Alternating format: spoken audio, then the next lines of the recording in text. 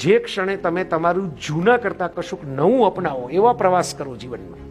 બહાર જાઓ, નવું જાણો, નવું જોવો, નવું શીખો, તમારી જાતને વિસરીને કશીક નવીનતામાં ખોવાઈ જાઓ તો સુખી થશો. લોકો હિમાલયમાં જાય કે બિયર બારમાં જાય, અંતે એજન્ડા એક જ હોય છે, આપણે કોણ છે એ ભૂલી જવું છે. સાચી વાત. કાં સમાધિ લગાવીને ભૂલી જવું છે અને કાં 5 કલાક પૂરતું ભૂલી જવું છે. બરાબર? તો આપણે જે છીએ ભૂલી જવાય એવી ઘટનાઓ જીવનમાં કેટલી વાર બને? એ જેટલી વાર બને એનું નામ છે નવીનતા. ક્ષણે ક્ષણે નવ્યમ નવ્યમ. મોરારી બાપુ કેટલા વર્ષોથી કથા કરે છે, હવે તો 80 વર્ષના થવા આવ્યા. અમિતાભ બચ્ચન 82 વર્ષનો થવા આવ્યા.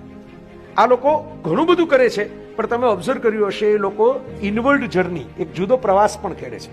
પેલો બહાર જઈ ફરવા જાય એ પ્રવાસ નહીં. તમે અમિતાભે જો રોલ બદલાવ્યા, પહેલા દાઢી વધારી, લુક બદલાવ્યો, લુક બદલાવ્યા પછી ફિલ્મોના રોલ બદલાવ્યા, એક જ સરખા એંગ્રી યંગમેનના રોલમાંથી એને નવા પ્રકારનો પ્રવાસ શરૂ કર્યો. હવે શાહરૂખ ખાન એ ઉંમરમાં છે એટલે એણે એનો પ્રવાસ શરૂ કર્યો છે નવી રીતની બોડી બિલ્ડિંગ કરીને. આ પણ જર્ની છે, જીવનમાં નવું શીખતા રહેવું.